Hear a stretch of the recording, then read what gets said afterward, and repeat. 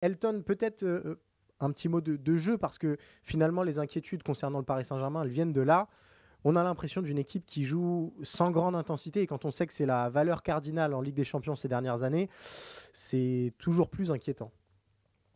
C'était l'une des priorités, notamment de la nouvelle direction incarnée par Luis Campos, Ouais. mettre entre guillemets fin à ce déficit d'intensité en Ligue des Champions. On avait pris des profils qui étaient en adéquation avec cette nouvelle idée. Et ça prend un peu plus de temps, ça prend un peu plus de temps parce que j'aime à penser que la nature de ce PSG, c'est un PSG qui est un peu contre-culturel par rapport à ce qui se passe, notamment en Europe, Ouais. notamment du côté de l'Allemagne, où cette notion de contre-pressing, cette notion d'intensité est quelque chose d'élémentaire, alors que du côté du PSG, on est sur un rythme, c'est Pochettino qui en parlait, beaucoup plus latin, avec Mhm. notamment des joueurs comme Messi, comme Neymar, comme Kylian Mbappé, qui ont besoin de se construire, notamment avec le ballon, et qui délaissent notamment cette notion. Et il va falloir régler ça.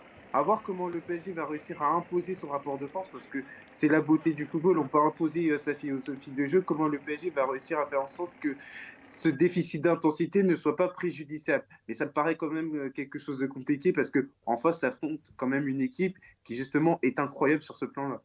On a vu Christophe Galtier un petit peu tâtonner ces dernières semaines tactiquement, avec un 4-3-3, un 4-4-2 à plat. Il y a toujours la possibilité de repasser à trois défenseurs si d'aventure il y a suffisamment de centraux disponibles.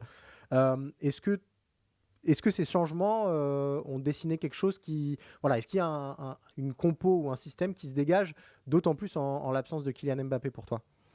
Pour moi, Cyril, Christophe Galtier est beaucoup plus mécanicien qu'ingénieur. À partir du moment où il y a des blessures, à partir du moment où il y a des méformes, à partir du moment où l'équipe avait des résultats qui n'étaient pas convaincants sur le plan comptable, je fais référence notamment avant la victoire contre Montpellier à ces deux matchs sans victoire. Donc Christophe Galtier a été obligé de trouver des solutions concrètes Mhm. pour retrouver une dynamique. Donc par rapport à ça, je ne suis pas sûr qu'il y ait un système qui se dégage. C'est davantage l'animation qui va m'intéresser, comment le PSG va réussir à maximiser notamment ses meilleures qualités. Là, pour le coup, Kylian Mbappé est absent. Mhm. On va davantage, et d'ailleurs il l'a dit en conférence de presse, on va essayer de construire le PSG autour de Lionel Messi. Ça demande des adaptations bien spécifiques, Ouais. notamment pour avoir la meilleure version de Lionel Messi, avec peut-être un profil, avec peut-être, pardon, un milieu de terrain beaucoup plus renforcé, capable justement de trouver Lionel Messi dans les zones qui intéressent le PSG.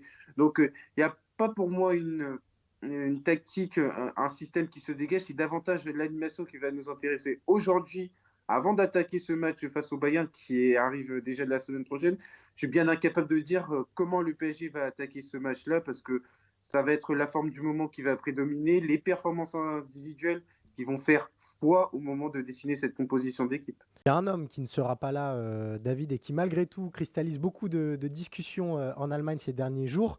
C'est Manuel Neuer, qui, dans deux interviews non autorisées par le club, ou en tout cas le Bayern n'était pas au courant, s'est plaint du renvoi de Toni Tapalovic, qui était un entraîneur des gardiens historiques au Bayern et qui était surtout très proche de Neuer. Il a dit que pour lui c'était un coup, alors qu'il était déjà à terre puisqu'il s'est gravement blessé au ski. C'est comme si on m'avait arraché le cœur. Et on a vu l'organigramme munichois réagir d'une seule voix. On a eu d'abord Oliver Kahn, puis Hassan Salihamidzic, qui ont critiqué vertement Manuel Neuer.